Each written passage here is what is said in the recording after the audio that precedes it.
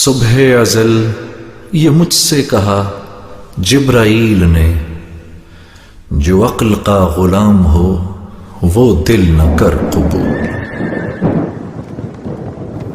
Programme پیش خدمت ہے تاریخ اور حریت اسلام، تحریر تحقیق آواز ابن آدم، پروڈیوسر ندا نعیم، پیشکش Riphah institute of media sciences. تاریخ حریت اسلام کا 20واں اور آخری پروگرام، تحقیق و آواز ابن آدم۔ نجاشی کے دربار میں قاصد نبوت کی اثر انگیز تقریر۔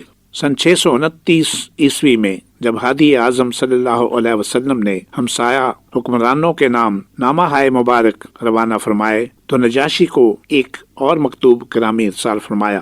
بارگاہ رسالت کے سفیر حضرت نمر بن امیہ جب نجاشی کے دربار میں پہنچے تو مکتوب گرامی پیش کرتے ہوئے انہوں نے نجاشی کے سامنے ایک اثر انگیز تقریر کرتے ہوئے کہا: شاہ زیجا، میرے ذمے حق کی تبلیغ کرنا ہے اور آپ کے ذمے حق کی سماعت۔ کچھ عرصہ سے ہم پر آپ کی شفقت و محبت کا یہ حال ہے کہ گویا آپ اور ہم ایک ہی ہیں۔ ہمیں آپ کی ذات پر اس قدر اطمینان ہے کہ ہم آپ کو کسی طرح اپنی جماعت سے علیحدہ نہیں سمجھتے۔ حضرت آدم علیہ السلام کی ولادت ہماری طرف سے آپ پر حجت قطعی ہے۔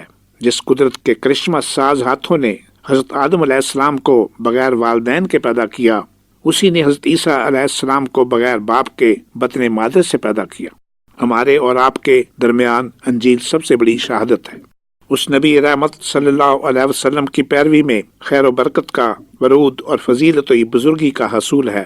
شاہ علی جا، اگر آپ نے محمد رسول اللہ صلی اللہ علیہ وسلم کا اتباع نہ کیا تو اس نبی امی کا انکار آپ کے لیے اس طرح وبال جان ہوگا جس طرح حضرت عیسیٰ علیہ السلام کا انکار یہود کے حق میں وبال جان ثابت ہوا۔ میری طرح رسول اللہ صلی اللہ علیہ وسلم کی جانب بعض دیگر اشخاص مختلف بادشاہوں کے پاس دعوت اسلام لے کر قاصد بنا کر بھیجے گئے۔ مختلف بادشاہوں کے پاس دعوت اسلام کے لیے قاصد بنا کر بھیجے گئے، مگر سرور عالم صلی اللہ علیہ وسلم کو جو امید آپ کی ذات سے وابستہ ہے، دوسروں سے ایسی امید نہیں ہے۔ آپ سے اس بارے میں پورا اطمینان ہے کہ آپ اپنے اور خدا کے درمیان اپنی گزشتہ نیکی اور آئندہ کے اجر و ثواب کا خیال رکھیں گے۔ کچھ عرصہ پہلے حضرت جعفر طیار رضی اللہ تعالیٰ عنہ کی معجز بیانی سے نجاشی اسلام کی دعوت سے واقف ہو چکا تھا۔ قاصد نبوت کی اس پر اثر تقریر نے اس کے سینے میں شمع ایمان روشن کر دی۔ نجاشی سفیر رسالت سے مخاطب ہو کر کہنے لگا: عمرو، بخدا میں گواہی دیتا ہوں کہ محمد رسول اللہ صلی اللہ علیہ وسلم خدا کے وہی برگزیدہ پیغمبر ہیں جن کی آمد کا ہم انتظار کر رہے تھے۔ بے شک جس طرح حضرت موسیٰ علیہ السلام نے حضرت عیسیٰ علیہ السلام کی بشارت دی، ٹھیک اسی طرح حضرت عیسیٰ علیہ السلام نے حضرت محمد مصطفیٰ صلی اللہ علیہ وسلم کی بشارت دی ہے۔ دونوں میں سر منہ فرق نہیں ہے۔ اس بارے میں میرے لیے خبر اور مشاہدہ دونوں برابر ہیں، مگر اہل حبش میں میرے حامی و مددگار بہت کم ہیں۔ اس لیے تم مجھے اتنی مہلت دو کہ میں اپنی قوم میں کافی مددگار پیدا کر سکوں اور اہل حبش کے اسلام قبول کرنے کے لیے زمین ہموار ہو جائے۔ یہ کہہ کر نجاشی تخت شاہی سے نیچے اتر آیا اور نامہ مبارک کو ہاتھ میں لے کر تعظیماً آنکھوں سے لگایا اور ترجمان کو بلوا کر پڑھنے کا حکم دیا۔ فرمان رسالت میں لکھا تھا: خدائے رحمان و رحیم کے نام سے، محمد رسول اللہ صلی اللہ علیہ وسلم کی جانب سے، حبش کے بادشاہ نجاشی کے نام، اس پر سلامتی جو راہ راست اختیار کرے۔ میں اس خدا کی تعریف کرتا ہوں جو معبودیت میں یکتا ہے، کل کائنات کا مالک ہے، برگزیدہ ہے۔ امن و سلامتی کی پناہ گاہ صرف اسی کی ذات ہے، اور اس بات کی شہادت دیتا ہوں کہ عیسیٰ ابن مریم اللہ کی روح اور اس کا کلمہ ہے، جس کو اس نے مریم بطول پاک دامن پر القاء کیا کہ وہ خدا کے نبی عیسیٰ کی والدہ بنے۔ پس اللہ ہی نے ان کو اپنی روح سے پیدا کیا اور اس کو حضرت مریم میں پھونک دیا، جیسا کہ اس نے حضرت آدم علیہ السلام کو اپنے دست قدرت سے بنایا۔ اب میں آپ کو خدائے واحد لا شریک کی اطاعت اور محبت کی دعوت دیتا ہوں۔ آپ کو میری پیروی اختیار کرنی چاہیے اور خدا کا جو پیغام میں لے کر آیا ہوں اس پر ایمان لانا چاہیے۔ میں آپ کو اور آپ کے لشکر کو اللہ عز و جل کی طرف بلاتا ہوں، پس میں نے تبلیغ اور نصیحت کا فریضہ ادا کر دیا ہے۔ آپ کو چاہیے کہ اسے قبول کریں۔ پیروان ہدایت پر سلام ہو، محمد رسول اللہ۔ نجاشی فرمان رسالت کو سنتا جاتا تھا اور متاثر ہوتا جاتا۔ جو ہی مضمون ختم ہوا، فرط شوق میں नामा मुबारक को बोसा देकर सर पर रख लिया और जवाब में लिखा, मोहम्मद रसूलुल्लाह सल्लल्लाहु अलैहि वसल्लम के नाम असहामा नजाशी की जानब से अस्सलामु अलैकुम या नबी अल्लाह, आप पर अल्लाह की रहमत और बरकत हो, और वो खुदा जिसके सिवा कोई माबूद नहीं, वही है जिसने इस्लाम का रास्ता दिखाया और मेरी रहनुमाई की। बाद अज़ां, ए खुदा के नबी, आपके मकतूब गिरामी की ज़ियारत का मुझे शर्फ हासिल हुआ। आपने हज़रत ईसा अलैहिस्सलाम के मुताल्लिक़ जो कुछ तहरीर फरमाया, मैं ज़मीन और आसमान के खुदा की कसम खाकर कहता हूँ कि हज़रत ईसा अलैहिस्सलाम इससे ज़्यादा कुछ नहीं। हमने इन तमाम बातों को अच्छी तरह समझ लिया है और जो आपने हम तक पहुँचाई, आपके चचाजाद भाई और उनके रफ़क़ा हमारे मुकर्रब हैं। मैं शहादत देता हूँ कि आप खुदा के सच्चे रसूल हैं। मैंने आपके चचेरे भाई के हाथ पर अल्लाह रब्बुल आलमीन के लिए बैत कर ली है और हल्का बगोश इस्लाम हो गया हूँ। ऐ अल्लाह के नबी, मैं आपकी खिदमत में अपने बेटे अरखा को भेजता हूँ। अगर आपका हुक्म होगा तो खुद भी हाजिर खिदमत हो जाऊँगा। अस्सलामु अलैकुम वरहमतुल्लाहि वबरकातुहू।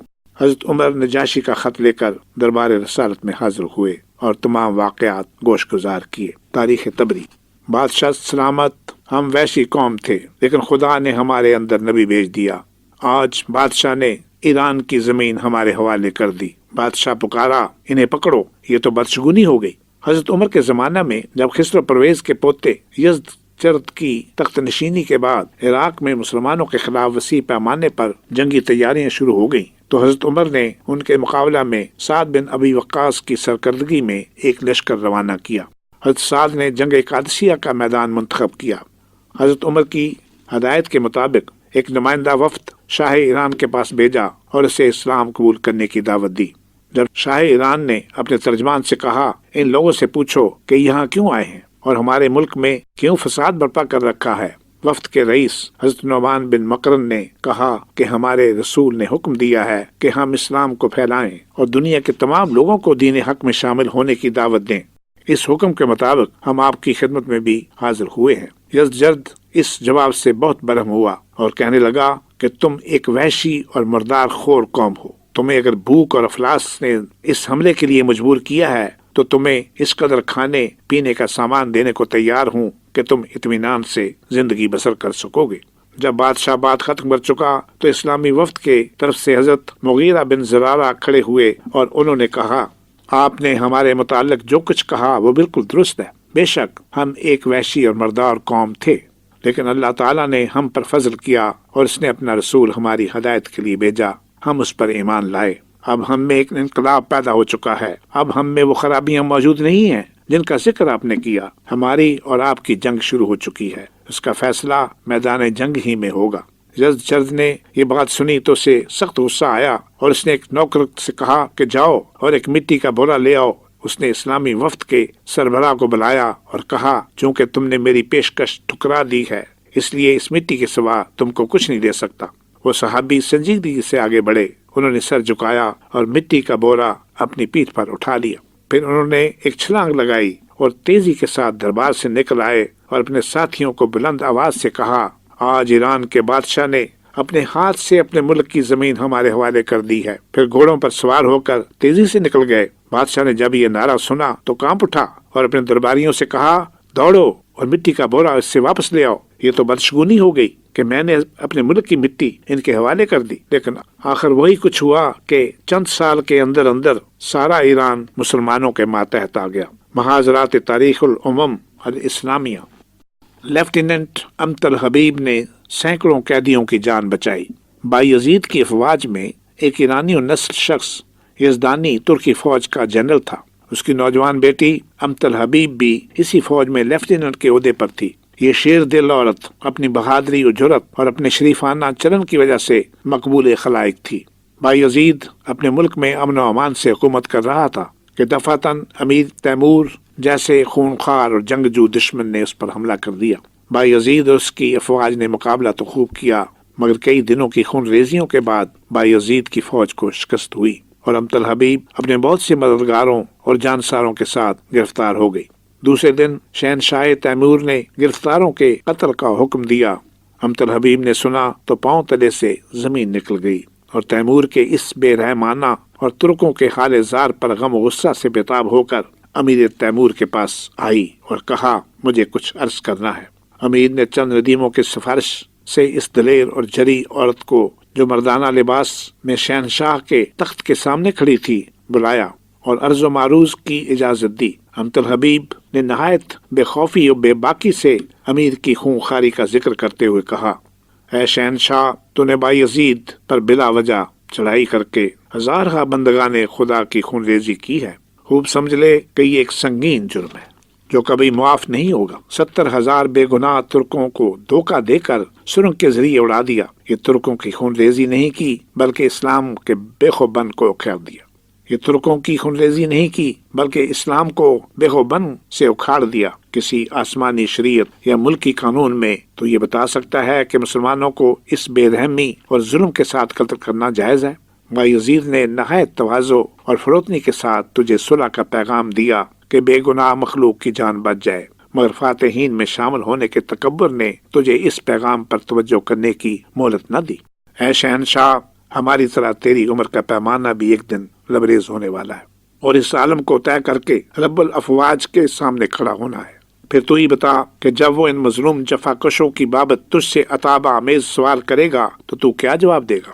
اے شہنشاہ، آج تک کبھی مظلوم قیدیوں پر بہادروں کی تلواریں اٹھی ہیں؟ ہم بے بس قیدی ہیں، ہمارے ہاتھ پاؤں زنجیروں سے جکڑے ہوئے ہیں۔ یہ نہایت ہی بزدلانہ نفرت انگیز فیصلہ ہے کہ اس بے بسی کے حالت میں تو ہماری گردن مارنے کا حکم دیتا ہے۔ اس کے بعد امت الحبیب نے اپنا آہنی خود اتار کر زمین پر پھینک دیا اور کہا، اے شہنشاہ، دیکھ میں ایک ناتجربہ کار عورت ہوں۔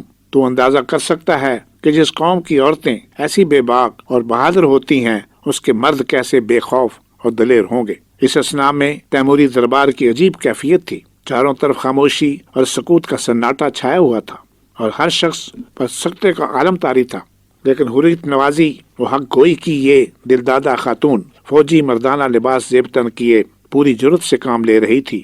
جب اس نے آہنی خود اتار دیا تو دربار اور خود تیمور تعجب و حیرت کے عالم میں دیکھتے کے دیکھتے رہ گئے۔ اس آزاد گوئی کا نتیجہ یہ نکلا کہ امت الحبیب اور اس کے جانثار قیدیوں کا خون معاف ہو جاتا ہے۔ امت الحبیب اپنی اور اپنے باپ کی مرضی سے تیمور کے نکاح میں آ جاتی ہے۔ حمیدہ بانو بیگم کا خطاب حاصل کر کے شہنشاہ بیگم کہلاتی ہے۔ سن 807 ہجری میں تیمور کا انتقال ہو جاتا ہے۔ حمیدہ بانو کے ہاں تیمور سے کئی بچے پیدا ہوئے مگر زندہ کوئی نہ بچا۔ حمیدہ بیگم نے کئی کتابیں بھی لکھی اور خاوند کی وفات کے بعد سوتیلے بیٹے کے مظالم سے تنگ آ کر قسطنطنیہ جانا پڑا اور وہیں وہ 61 سال کی عمر میں انتقال کر گئی۔ تذکرہ خواتین تیموریہ، صفحہ 4 تا 6۔